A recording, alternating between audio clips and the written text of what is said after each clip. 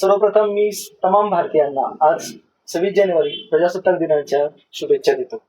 नमस्कार मित्रांनो, मी ॲडव्होकेट रघुनाथ कदम. माझ्या पिकअप पॉईंट या युट्यूब चॅनलवर आपल्या सर्वांचं स्वागत करतो. आज आपण आलेलो आहोत पुणे शहरातील ज्येष्ठ विधिज्ञ ॲडव्होकेट अंबादास बनसोडे सर यांच्याकडे, आणि प्रजासत्ताक दिनाच्या अनुषंगाने आज मी त्यांना प्रश्न विचारणार आहे आणि त्यांच्याकडून प्रश्नाची उत्तरं घेणार आहे. मी माझ्या चॅनलवरती आपलं स्वागत करतो. मला आपल्याबद्दल थोडी माहिती सांग.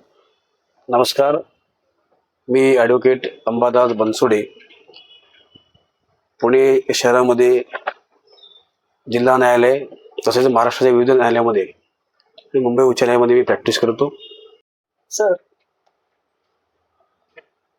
आज प्रजासत्ताक दिनानिमित्त तुम्ही भारतीय नागरिकांना काय संबोधित कराल? सर्वप्रथम मी एक सुचवू इच्छितो, आपण सर्व भारतीयांनी किंबहुना भारतीय नागरिकांनी प्रजासत्ताक हा शब्द वापरणं बंद केलं पाहिजे. याचं कारण असं आहे की भारत हा लोकसत्ताक देश आहे आणि त्या लोकसत्ताक शब्दाला इंग्रजीमध्ये रिपब्लिक हा शब्द आहे. आणि जिथं आपण प्रजासत्ताक हा शब्द वापरतो, प्रजा हा शब्द वापरला, प्रजा आला की राजा येतो, राजा आली की राणी येते, राजा राणीचे जे प्रजा असतं. आणि लोकशाहीमध्ये प्रजा कधीच नसते आणि लोकशाहीमध्ये प्रजेला कधी हक्क नसतो. म्हणून आपण प्रजासत्ताक म्हणण्याऐवजी लोकसत्ताक हा शब्द जाणीवपूर्वक वापरला पाहिजे, कारण हा लोकांची सत्ता असलेला देश आहे. जसं बघा, शब्द हा फार महत्त्वाचा भाग आहे मानवी जीवनामध्ये. शब्द हे मानसिकरित्या मानवाला एक ऊर्जा देणारे शब्द असतात. प्रजासत्ताक हा शब्द जरी रूढ झालेला असला तरी जो प्रजासत्ताक शब्दापासून जो संविधानिक मेसेज गेला पाहिजे तो कुठेतरी जाताना दिसत नाही. मग लोकसत्ताक हा शब्द जाणीवपूर्वक का वापरला पाहिजे की लोकसत्तेमध्ये लोकांची सत्ता असते, त्यामध्ये लोक सुप्रीम असतात.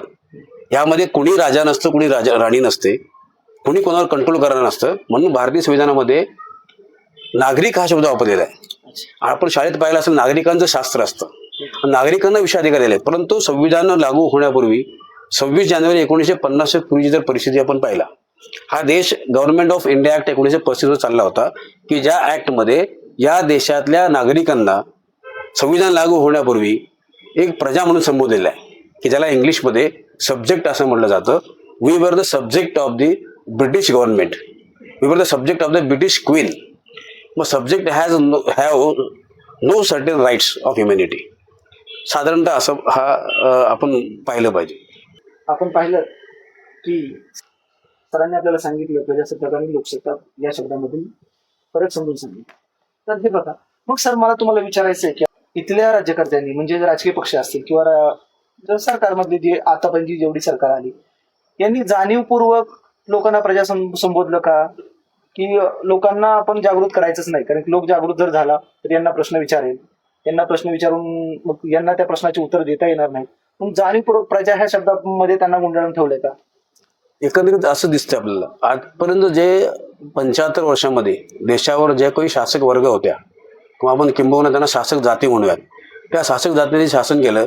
त्यांनी जाणीवपूर्वक मताचा अधिकार असताना त्यांनी मतदान असा शब्द वापरला, आणि प्रजासत्ताक नसताना लोकसत्ताक असताना देखील त्यांनी प्रजासत्ताक शब्द वापरला, जेणेकरून जे तुम्हाला मनाला भिडणारा शब्द आहे, मनापासून जे वाटणारा शब्द आहे की लोकांचं म्हणजे माझी सत्ता आहे, त्यात माझा पार्टिसिपेशन आहे. संविधानाचं पान जर पहिलं उघडलं तर काय आपण बघतो, we the people of India. आपण भारताचे लोक आहोत, भारताची प्रजा नाहीये.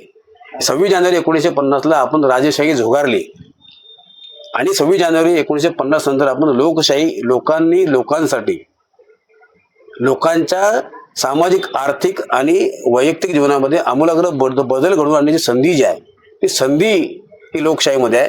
म्हणून जाणीवपूर्वक इथून पुढे सर्व अभ्यासकांनी, सर्व जनतेला की हा बाबा हे प्रजासत्ताक नसून लोकसत्ताक देश आहे हा शब्द परत जाणीवपूर्वक पाहिलं पाहिजे. द्यायला पाहिजे होता, त्यांनी दिला नाही. कारण याचं असं आपण विश्लेषण करता येईल की शासक जाती ज्या होत्या, किंवा शासक वर्ग ज्या होत्या, की ज्या कोणत्या रुलिंग पार्टीज होत्या, त्या रुलिंग पार्टीला हे शब्द रुजवणं तेवढंसं महत्वाचं वाटलं नाही, किंवा रुजवल्यानंतर काहीतरी चुकीचं घडेल किंवा त्यांचा जो सेट फॉर्म जे बेनिफिट आहे ते होणार नाहीत, अशा आशेने त्यांनी हा शब्द रुजवला नसावा, असा अंदाज आपल्याला सांगता येईल. बरं सर, आपण थोडंसं जनतेच्या बाजूने विचार करूया, किंवा जनतेच्या बाजूनं मला विचारायचे असेल की देशातल्या प्रत्येक भागामध्ये राजेशाही होती आणि प्रजेची मानसिकताच गुलाम आहे. राजेशाही स्वीकारलेली होती, त्याच्यामुळे लोकशाहीमध्ये पण प्रजा ही त्याच मानसिकतेत राहिली असं काही आहे का? नाही, असं आपल्याला म्हणता येणार नाही. परंतु भारतीय संविधान लागू झाल्यानंतर आज 77 वर्ष आपण साजरी करतोय. जे या देशातल्या ब्रिटिशांची सत्ता हस्तांतर झाल्यानंतर जे सत्तेमध्ये आलेला जो वर्ग आहे, त्या वर्गाची आहे नैतिक जबाबदारी होती.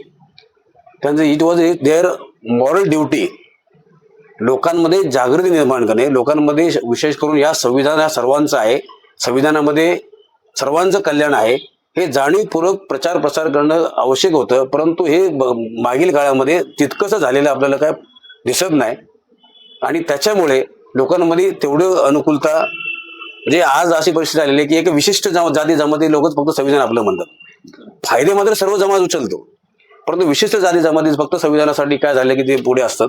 हे कुठेतरी असंविधानिक आहे, कुठेतरी चुकीचं आहे असं सर्व जनतेला वाटलं पाहिजे, सर्व नागरिकांना वाटलं पाहिजे. म्हणजे संविधानाचं जे संविधानिक मूल्य आहेत ते मूल्य प्रॉपरली जनतेपर्यंत तळागाळात रुजवता येईल असं मला वाटतं. मित्र, एक प्रकारच्या गोष्ट समोर येते आणि मला आपल्याला सांगायची वाटते की या देशामध्ये संविधान शिकवलं जात नाही, किंबहुना संविधानाचा प्रचार त्या पद्धतीने लोकांपर्यंत नेला जातो. आणि संविधानाची जी प्रक्रिया आहे, संविधान सभाच्या स्थापनेपासून ते संविधान लागू होण्यापर्यंत ही जी प्रक्रिया आहे, ही जी प्रोसेस आहे, याच्यामध्ये संविधान प्रक्रियेबाबत ज्या काही घडामोडी घडल्या आणि आपलं संविधान निर्माण झालं आणि संविधान लागू केलं, तर ही जी प्रोसेस आहे ही प्रोसेस अजूनही लोकांपर्यंत पोहोचलेली नाही. तर माझी सरांना विनंती आहे, सर थोडंसं या प्रक्रियेबद्दल आपण सांगू, जेणेकरून लोकांपर्यंत हे पोहोचेल की संविधान निर्मितीमध्ये काय घडामोडी घडल्या आणि कुठले टप्पे आले आणि संविधान लागू होईपर्यंत आपल्याला कोणत्या आव्हानांचा सामना करावा लागला. हे पहा, संविधान निर्मितीची जी प्रक्रिया आहे ती फार मोठी प्रक्रिया आहे. जर आपण औपचारिकरित्या जर पाहिलं तर संविधान निर्मितीची प्रक्रिया जी आहे निर्मितीची ती 1946 पासून सुरू झाली. ब्रिटिश सरकारने कॅबिनेट मिशन प्लॅन हे 3 ब्रिटिश मंत्र्यांचं त्रिमंत्री सदस्यीय एक समिती स्थापन केली होती संविधान निर्माण करण्यासाठी. आणि त्या कॅबिनेट मिशनच्या प्लॅननुसार त्यांनी योजना आखली होती. त्या योजनेनुसार संविधान प्रक्रिया निर्माण करण्याची प्रक्रिया सुरू झाली की ज्यामध्ये भारत आणि पाकिस्तान हे फाळणीपूर्व एक संविधान सभा होती. तर 3 मंत्र्यांची जी समिती होती त्यांनी एक योजना आखली होती. त्या योजनेनुसार ही संविधान सभा निर्मिती प्रक्रिया सुरू झाली की ज्यामध्ये सुरुवातीला ब्रिटिश इंडिया म्हणजे ब्रिटिशांचं भारत की ज्यामधून काही मेंबर निवडायचे होते आणि त्यावेळेस संस्थानिक होते, त्या संस्थानिकांकडून काही सभासद निवडायचे होते. असे एकूण 389 मेंबर सभासदांची संविधान सभा निर्मिती केली गेली. आणि नंतर पाकिस्तानची इंडिया पाकिस्तान 1947 मध्ये ज्या आंतरराष्ट्रीय राजकारण घडामोडी बदलल्या आणि देशाची फाळणी झाली, त्या फाळणीमध्ये 2 भाग झालेले आणि 2 स्वतंत्र संविधान समित्या निर्माण केलेल्या. आणि 1947 15 ऑगस्ट 1947 नंतर 299 सभासदांची एक संविधान समिती होती. त्या संविधान सभेनुसार त्या संविधान निर्मितीचं काम झालेलं आहे पुढे. त्यामध्ये संविधान सभेमध्ये आपण जर प्रक्रियेचा जर विचार केला, याचा अभ्यास करायचा जर पाहिला तर साधारणतः संविधान सभेमध्ये 21हून अधिक विविध समित्या होत्या की ज्या समित्या विविध विषयांवर रिपोर्ट करून ते संविधान सभेमध्ये ते संविधान सभेच्या पटलावर मांडल्या जायच्या आणि ते संविधान सभेमध्ये चर्चेतून तो सर्व संविधानामध्ये भाग घेतला. त्यातली जी एक महत्त्वाची समिती जी होती त्याला ड्राफ्टिंग कमिटी असं म्हटलं जातं.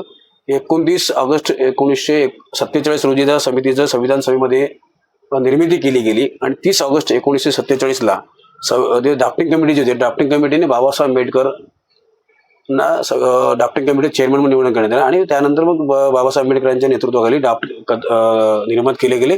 आणि त्या ड्राफ्ट निर्माण केल्यानंतर पुन्हा पुढील 1 वर्ष नोव्हेंबर 1948 ते नोव्हेंबर 1949 वर्षभर त्यावर अनेक तरतुदींवर, संविधानिक कलमांवर, संविधानिक तत्वांवर खोलात चर्चा झाली. त्या चर्चेमध्ये संविधान समितीच्या ड्राफ्टिंग कमिटीचे चेअरमन बाबासाहेबांना ते सकारात्मक उत्तर दिले.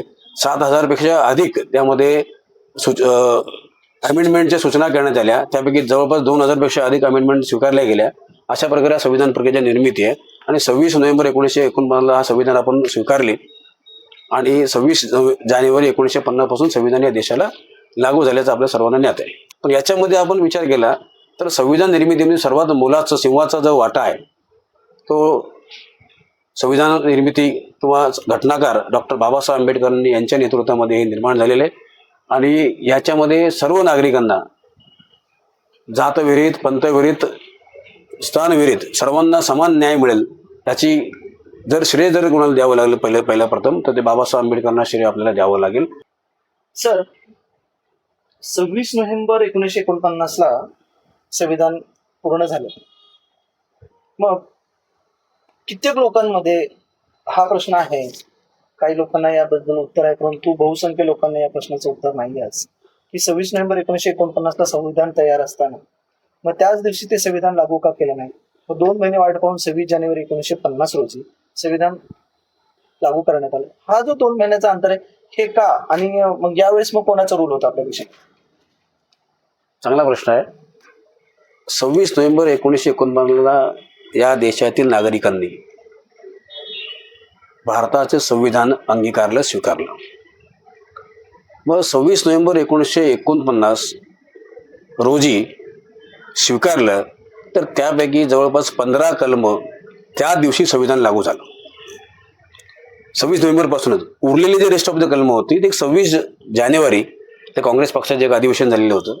त्याच्या अनुषंगाने 26 जानेवारी एक तारीख ठरवण्यात आली आणि त्या तारखेपासून संपूर्ण संविधान लागू होईल असं त्या दिवशी ठरवण्यात आलं.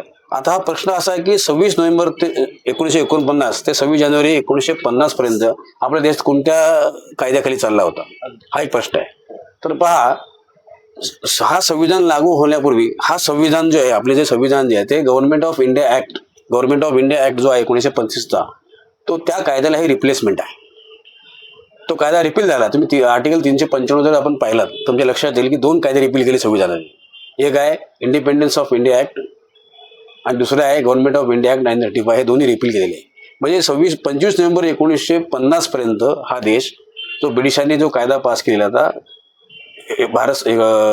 भारत सरकार 1935चा जो कायदा होता त्या कायद्यानुसार सर्व शासन चाललेलं होतं, म्हणजे देश चाललेला होता.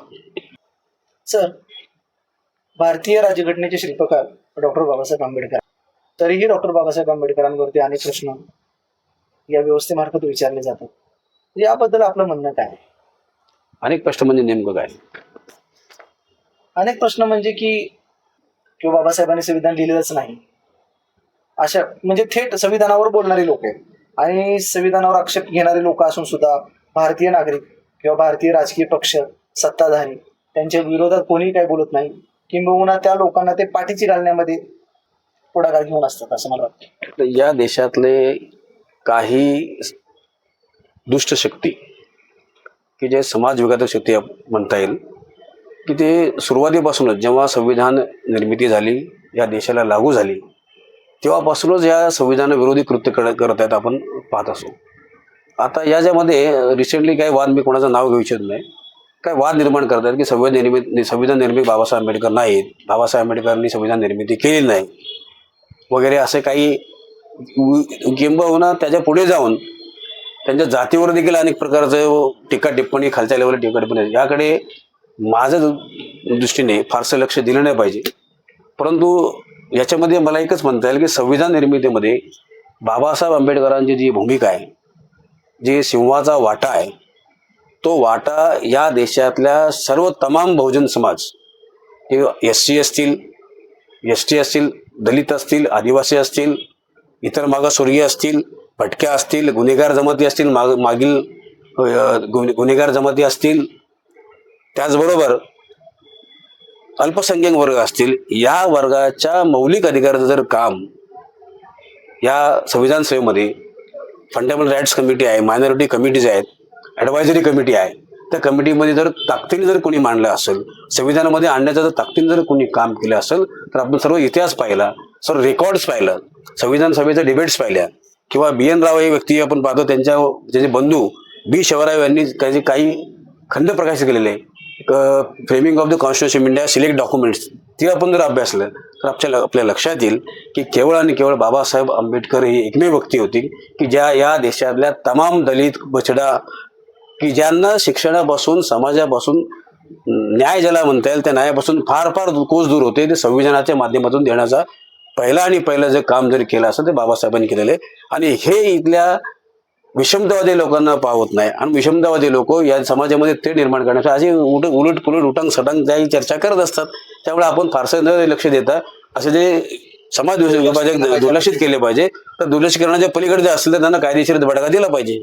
कार्यक्रमामध्ये संविधानाच्या प्रती काही विक्रीस ठेवलेल्या होत्या. त्याच्यामध्ये एक मी चित्र पाहिलं की बाबासाहेबांच्या हातामध्ये संविधान आहे आणि संविधान ते आपल्या देशाचे पहिले राष्ट्रपती डॉक्टर राजेंद्र प्रसाद आणि पंडित जवाहरलाल नेहरू, सी.के. राजगोपालचारी, सरदार वल्लभभाई पटेल आणि या मंडळींना ते सुपूर्द करत आहेत. हे चित्र आहे. मग मला प्रश्न निर्माण होतो की जर हे संविधान आपण भारतीयांनी स्वतःप्रती अर्पण केलेलं आहे, तर मग हे संविधान डॉक्टर बाबासाहेब आंबेडकर डॉक्टर राजेंद्र प्रसादांना देत आहेत, हे असं चित्र का म्हणजे प्रकाशित केले गेले किंवा त्याचा प्रसार केला जातोय? त्याच्यामध्ये एक चांगली भावना पण असू शकते की सर्वसमावेशक संविधान आहे असं लोकांमध्ये बिंबवण्याचं. दुसरी बाजू अशी आहे की संविधान जसं त्या फोटोचा जो विश्लेषण केलं जातं की हे सगळे फोटोमध्ये दाखवणारे जे चित्र दाखवणारे सगळे महापुरुष जे आहेत त्यांचं सर्वांचं योगदान आहे संविधान निर्मितीमध्ये. परंतु ज्या प्रकारे चर्चा केली जाते, ज्या प्रकारे ते बोललं जातं की संविधान बाबासाहेबांनी लिहिली आणि त्यांना सुपूर्द केली, तर माझा त्यांना प्रश्न, सुपूर्द केली म्हणजे काय केली नेमकी? नाही, हा प्रश्न माझा आहे तुम्हाला. हा, सुपूर्द केली म्हणजे नेमकं काय केली? तर हा फोटो काल्पनिक आहे. एका टप्प्यापर्यंत ठीक आहे की बा हे आहे बरं का. ही बघा, आपण जर संविधानाचं प्रियांबल वाचलं तर मराठी आणि इंग्लिश भाषांतर, माझ्याकडे संविधान कॉपी येते, मराठी आणि इंग्लिश जर भाषांतर वाचलं तर आपल्याला जे संविधान आपलं आहे, आपण निर्माण केलेले आहे, म्हणजे we the people of India, आम्ही भारताच्या लोकांनी संविधान निर्माण केलेले आहे, हे संविधान आम्ही स्वीकारलेले आहे आणि हे संविधान आम्हीच आमच्यासाठी दिलेले आहे, असं स्वच्छ भाषांतर झालं पाहिजे. फॉर एक्झाम्पल बघा, कॉन्स्टिट्यूशन प्रियांबल काय सांगतं, विध वाक्य माझ्या दृष्टीने फार महत्वाचे आहे. आम्ही भारताचे लोक, we the people of India do hereby adopt, आम्ही हे संविधान स्वीकारतो, अंगीकृत करतो, याला अधिनियमित करतो, म्हणजे कायद्याचं रूप देतो, कायद्यामध्ये त्याला हे करतो, and give to our self this constitution. याचं मराठी भाषांतर आपण जर शासकीय भाषांतर पाहिलं तर काय दिलेलं आहे, याद्वारे हे संविधान अंगीकृत आणि अधिनियमित करून स्वतः प्रत अर्पण करीत आहोत. आता मराठी भाषांतर जर पाहिलं, स्वतः प्रत अर्पण करीत, अर्पण म्हणजे काय? देवाला फुलं अर्पण करतात, म्हणजे स्वाहा म्हणून अर्पण करतात. त्याच्यामध्ये अर्पण म्हणजे नेमकं काय ते फिलिंग्स मिळत नाही. आता हे मी कन्नड भाषेमध्ये एकदा संविधान दिवस साजरा करत असताना कन्नड एका हिरोने हे वाचलं होतं. त्यांनी कन्नड भाषेमध्ये असं म्हटलं होतं की नावे नमगे इदे संविधान कृतीद्दरे, आम्हीच आम्हाला हे संविधान देत आहोत. Give it to our selves, म्हणजे आम्ही देत आहोत, अर्पण करत नाही कोणाला. हे संविधान आम्ही भारताच्या लोकांनी लिहिली, त्या संविधानामध्ये समता, स्वातंत्र्य, बंधुता, न्याय याची गॅरंटी दिली आणि ते संविधान कायद्याने आम्ही कायद्यात रूपांतर केलं, त्याला स्वीकारलं आणि आम्हीच आम्हाला दिलेली आहे, असं स्वच्छ भाषांतर असलं पाहिजे. माझं जर शासनापर्यंत व्हिडिओ पोहोचत असेल आपण, त्याच्यामध्ये भाषांतरामध्ये बदल करण्यात यावं, यामध्ये स्वतः प्रत अर्पण करीत आहोत असं म्हणण्यापेक्षा आम्हीच आम्हाला देत आहोत असं भाषांतर केलं तर ते संविधान सर्व आमचं आहे, आम्ही लिहिलेले आहे, आम्ही आमच्यासाठी स्वातंत्र्य, समता, बंधुता, न्याय, एकता हे आम्हीच आम्हाला गॅरंटी देत आहोत, हे असं भाषांतर झालं पाहिजे.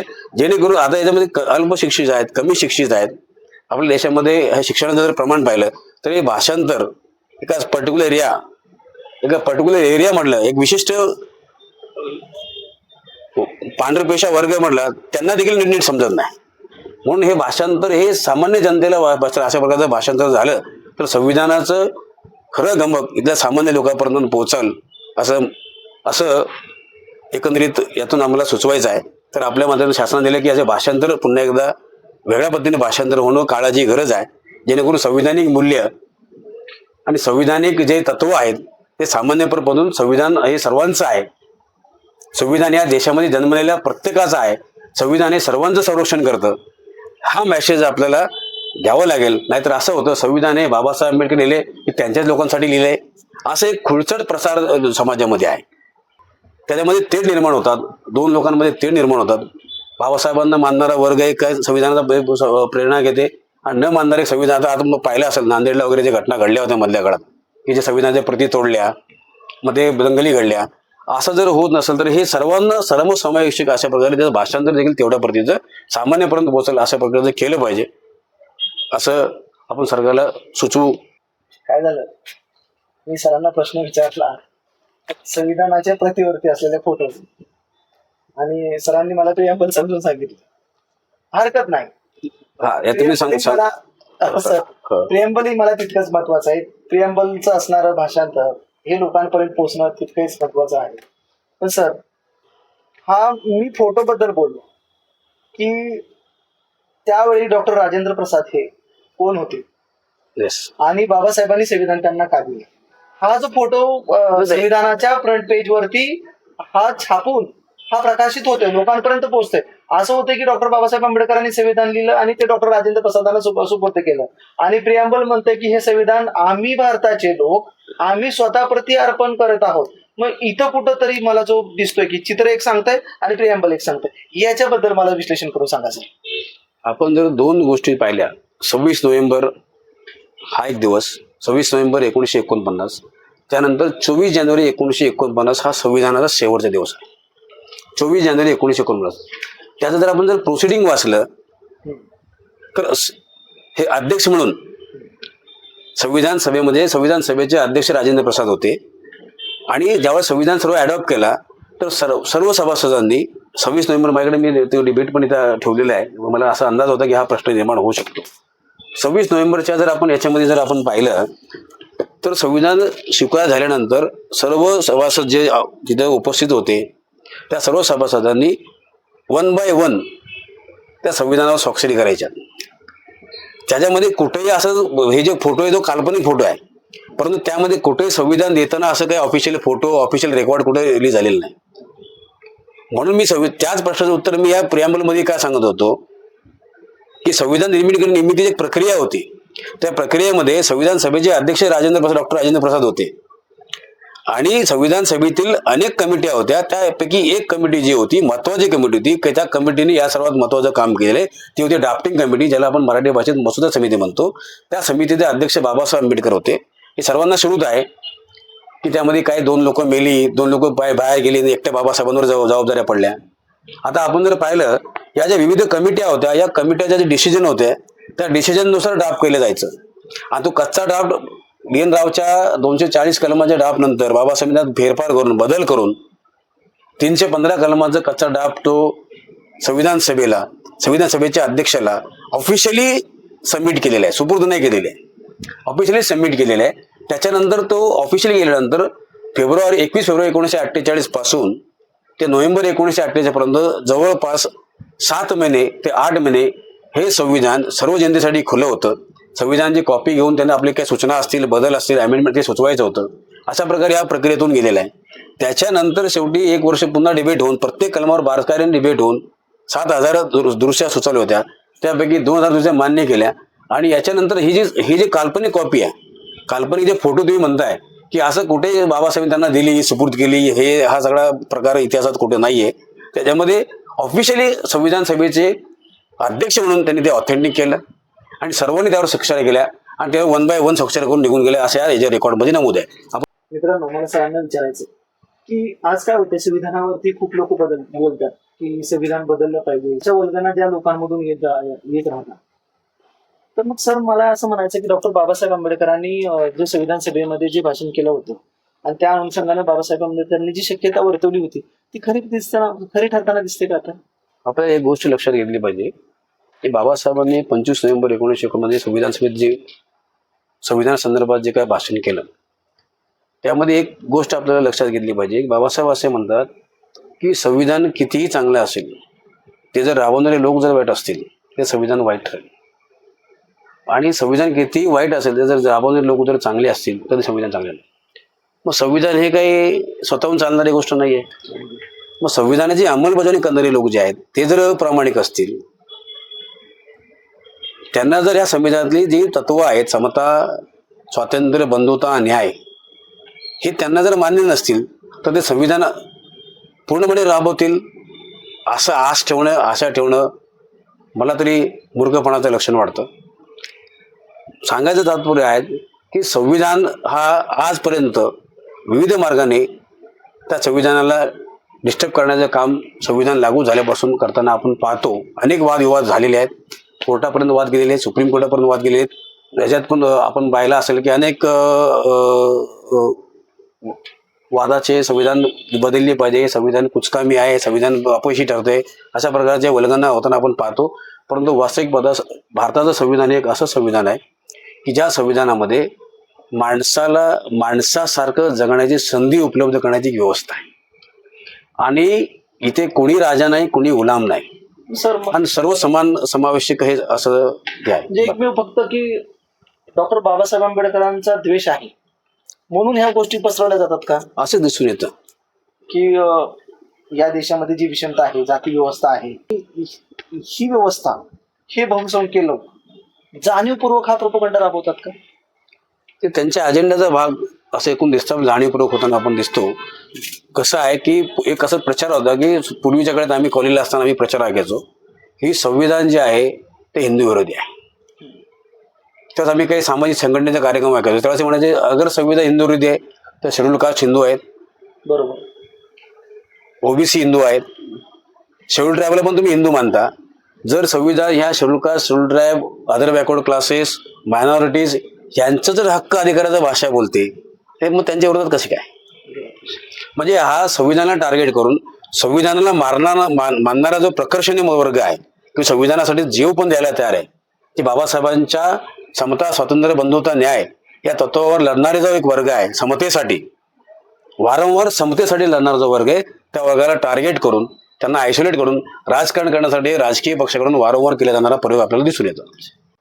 सर मला आपल्याला विचारायचं आहे की आपले शेजारी जी राष्ट्र आहेत त्यांचं संविधान किंवा त्या आपण आजपर्यंत पाहिलं की त्यांच्यामध्ये जी अस्थिरता आली, म्हणजे बांगलादेशमध्ये जी अस्थिरता आहे, नेपाळमध्ये जी अस्थिरता आहे, श्रीलंकेमध्ये जी आहे, पाकिस्तानमध्ये तर आपण 2-3 वेळा पाहिलेले आहे. असं आपल्या देशामध्ये कधीच घडलं नाही की इथला नागरिक उठून आपल्या संविधानाच्या विरोधात किंवा देशाच्या सार्वभौम सत्तेच्या विरोधात एक उठाव करून उठलेला आहे.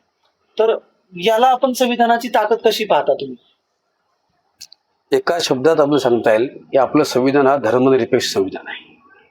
आपल्या संविधानामध्ये आपण जर प्रिॲम्बल पाहिलं तर प्रत्येक नागरिकाला त्याची श्रद्धा, उपासना, विश्वास याचा श्रद्धा आहे, याचा मिळाला. हा देश एका धर्माचा देश नाही. आपण याचा तुलनात्मक जर विदेशात आपले बाजूचे देश पाहिले तर एका धर्माला फॉलो करणारा देश आहे, आणि त्या देशात जर अल्पसंख्याक असतील त्यांच्यावर अन्याय करणारा देश आहे. या देशाचं जे संविधानाचं मेन स्पिरिट जो आहे तो स्पिरिट काय आहे? माणुसकी आहे, ह्युमॅनिटी आहे. आणि माणुसकी असल्यामुळे सर्व धर्माला प्रत्येकाला आपापल्या श्रद्धा, उपासना मांडण्याचा पूर्ण अधिकार आहे. म्हणून या देशामध्ये संविधान इतकं चिरकाल टिकण्याचं एकमेव कारण काय की सर्व धर्मांना माणुसकी जपणारा हा संविधान आहे, माणसाला माणूस म्हणून पाहणारा हा संविधान आहे. ताकी पहिला धर्म नंतर माणूस असा नाही, पहिला माणूस नंतर त्यांची धर्म. एवढं जबरदस्त स्वातंत्र्य या देशाने दिलेले, म्हणून आजपर्यंत टिकण्याचं एकमेव कारण जे आहे वाटते.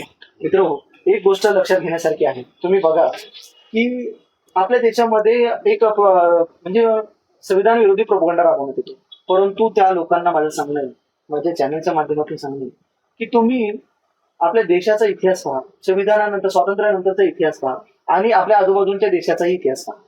तर यामध्ये आपल्या संविधानाची ताकद इथल्या माणसाला कशी प्रोटेक्ट करते हे सरांनी आपल्याला समजून सांगितलं. मला आता सर शेवटाला यायचं आपल्याला गरज झाली.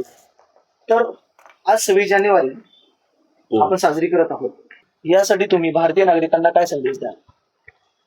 यासाठी बघा, मी संदेश देण्यापेक्षा मी फार मोठा व्यक्तिमत्व माझं नाही आहे. तर मी यासाठी नम्रपणे सर्वांना सांगू इच्छितो की बाबासाहेब आंबेडकर पुण्याच्या न्यायालयामध्ये 22 डिसेंबर 1952 रोजी आलेले होते. तर त्यावेळेसचं तत्कालीन डिस्ट्रिक्ट लायब्ररी जे वकिलांचं संघटन होतं, त्यांनी बाबासाहेबांना लोकशाहीच्या आवश्यक बाबींवर एक त्यांचं अभ्यासपूर्ण भाषणासाठी आमंत्रित केलं होतं. त्या भाषणामध्ये बाबासाहेबांनी लोकशाहीचे यशस्वीसाठी जे 4 महत्वाच्या गोष्टी सांगितलेल्या आहेत.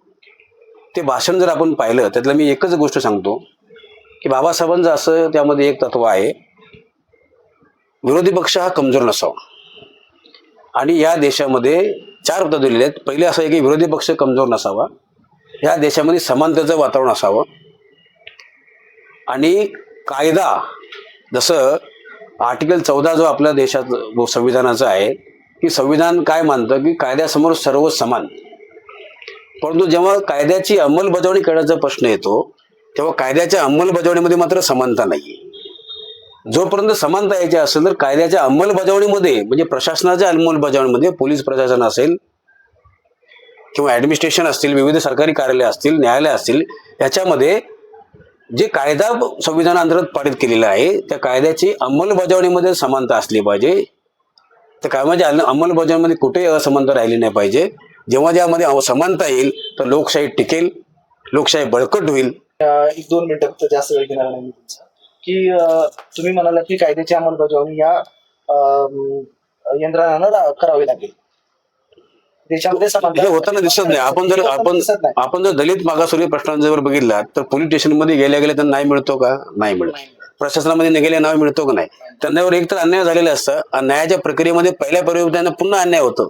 मग या प्रक्रियेमध्ये कुठेतरी संविधानिक मूल्यांचा अभाव आहे का त्या राबवणाऱ्या प्रशासनामध्ये? भ्रष्ट होऊन किती भ्रष्ट व्हावे. म्हणजेच काय की कायदा समान आहे, कायद्यासमोर आम्ही सर्व समान होतो. किंवा अंमलबजावणी येते त्यावेळेस एखादा माणूस काळा बनतो, एखादा दलित बनतो, एखादा आदिवासी बनतो. म्हणजे याच्यामध्ये नागरिकांची जबाबदारी काय आहे? नागरिकांची जबाबदारीपेक्षा सर्वात मोठी जबाबदारी शासनाची आहे.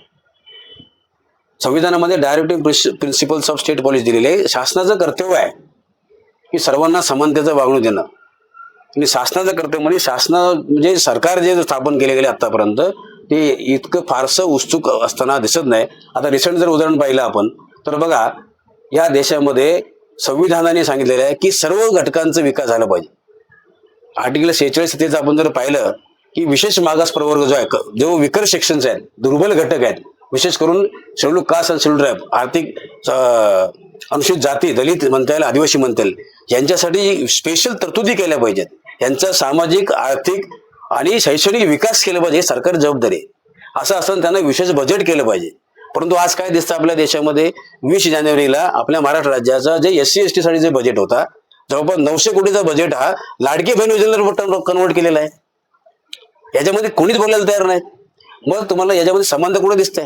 बजेट तुम्ही आखताना कोणासाठी आखता की शेड्यूल कास्ट, शेड्यूल ट्राईबच्या लोकांच्या विकासासाठी, शेड्यूल कास्टच्या लोकांचा विकास, त्यांचा शैक्षणिक विकास, आर्थिक विकासासाठी. परंतु जेव्हा निम्म वर्ष जातं मग आपण सरकार काय करते, फायनान्स मिनिस्टर काय करते की या एकच डिपार्टमेंट का लाडकी बहिणीला वळती करायला? म्हणजे तुम्ही काय करता, शेड्यूल कास्टच्या तोडात माती घालता आणि ते लाडकी बहिणीच्या नावाने मतासाठी राजकारण. हे कुठेतरी चुकीचं आहे आणि थांबलं पाहिजे. माझी आपल्याला विनंती आहे, या पॉडकास्टच्या विनंती, हा देखील मेसेज सरकारपर्यंत पोहोचावं. या निमित्ताने ज्या अनुसूचित जाती, अनुसूचित जमाती संविधानिक संरक्षण आहे त्या, हे काही कोणाच्या बापाचं नाही. जिसकी संख्या जितनी भारी उसकी उतनी भागीदारी. आमची 13% लोकसंख्या आहे, या बजेटमध्ये आमची 13% हिस्सेदारी असली पाहिजे. आणि आमच्या मुलांच्या शेड्यूल कास्ट, शेड्यूल ट्राईब मुलांच्या विकासाचा निधी जर या लाडके बहीण तुमच्या मतासाठी जर फिरवत असेल तर हा फार मोठा अन्यायाची बाब आहे.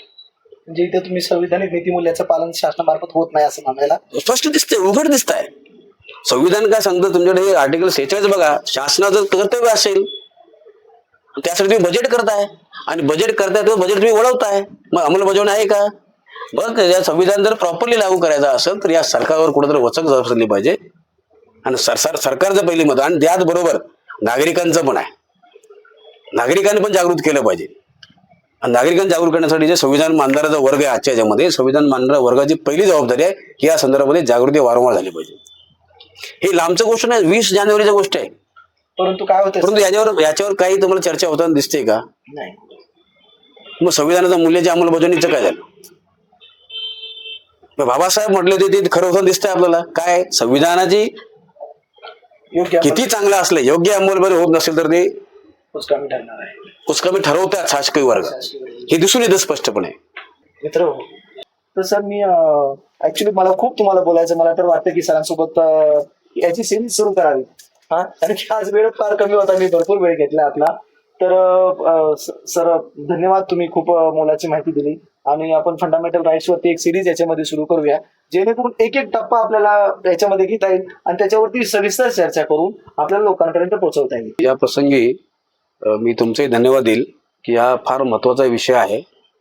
आणि पुन्हा एकदा या संविधानाने या देशातल्या सर्व जाती धर्मातील लोकांचं संरक्षण केलेलं आहे. आणि या पॉडकास्टच्या माध्यमातून मी या सर्व राजकीय लोकांना, नेत्यांना, विशेष करून जे दलित मागासवर्गीयांचा मसिहा म्हणतात, त्यांना माझी विनंती राहील की त्यांचं हक्काचं जे हक्क आहे संविधानाने दिलेले, ते हक्क कुठेतरी पळवलं जात आहे. त्या हक्काचं संरक्षण आपण करावं, सर्व जनतेने करावं. सर्व जनतेने मोठ्या मनाने ते हक्काचं संरक्षण करावं, जेणेकरून हा देश विकासाच्या मागे जाईल. म्हणून माझी पुन्हा एकदा सर्वांना विनंती आहे की संविधानाप्रती जागृत राहावं, आपल्या हक्कांप्रती जागृत राहावं. आणि या प्रसंगी या देशातल्या 77व्या लोकसत्ताक दिनाच्या मी सर्व नागरिकांना, प्रेक्षकांना, सर्व भारतीयांना पुन्हा एकदा शुभेच्छा देतो. आणि या देशाचं असंच भरभराटी व्हावं, असं सर्वांनीच देशाच्या विकासामध्ये योगदान करावं आणि याप्रती जागृत राहावं, असं पुन्हा एकदा शुभेच्छा. आणि सर्व आपल्या टीमला देखील शुभेच्छा. तुम्ही हा खूप सुंदर उपक्रम राबवतात. आणि आपल्याला अशी विनंती राहील की इथून पुढे की याविषयी जागृतीचे अनेक जे समाजातील स्कॉलर लोकांकडून आपण जागृती चालू ठेवावं, संविधानाच्या बारीक बारीक पैलूवर आपण चालू ठेवावं, असं मी आपल्याला सूचना करतो. आणि आपल्याला या कार्यामध्ये असंच उत्तरोत्तर यश लाभो असे आपल्याला शुभेच्छा देतो. थांबतो. नमस्कार. जय भीम. तर मित्रांनो, आज आपण पाहिलं की आज आपण पुणे शहरातील ज्येष्ठ विधिज्ञ ॲडव्होकेट अंबादास बनसोडे सर यांची मुलाखत घेतली. आणि संविधानासारख्या मोठ्या विषयावरती मी सर्वप्रथम आपली सर्वांची माफी मागतो की संविधानासारख्या महत्वाच्या विषयावरती मी त्यांच्याशी आज चर्चा केली, काही प्रश्न विचारले, त्यांनी सरांनी खूप अभ्यासपूर्वक उत्तर दिली. परंतु मला जेवढं शक्य होतं तेवढं मी त्यांच्याकडून उत्तर मिळवण्याचा प्रयत्न केला. वेळेचं बंधन आहे, वेळेअभावी आपल्यापर्यंत जास्त माहिती पोहोचू शकली नाही, याबद्दल मी आपला दिलगीर आहे. परंतु पुढे सरांना भेटून याची सिरीज करण्याच्या विचारात आहे, जेणेकरून संविधानाच्या अनेक वेगवेगळ्या प्रश्नावरती, कारण की एका प्रश्नावरती 1 तासाचं लेक्चर होईल, एवढं संविधानावरती आपल्याला चर्चा, एवढं माहिती आपल्याला घेता येईल. तर आज आपण भेटलो आहोत ॲडव्होकेट अंबादास बनसोडे सरांना, आणि त्यांच्याकडून आपण खूप सारी माहिती जाणून घेण्याचा प्रयत्न केला आणि ही माहिती आपल्यापर्यंत पोहोचवत आहोत. तर आज सर आपण मला वेळ दिली आणि माझ्या खूप साऱ्या प्रश्नांची आपण उत्तरं दिलीत, त्याच्याबद्दल मी आपले खूप खूप आभार मानतो. धन्यवाद सर. Thank you sir.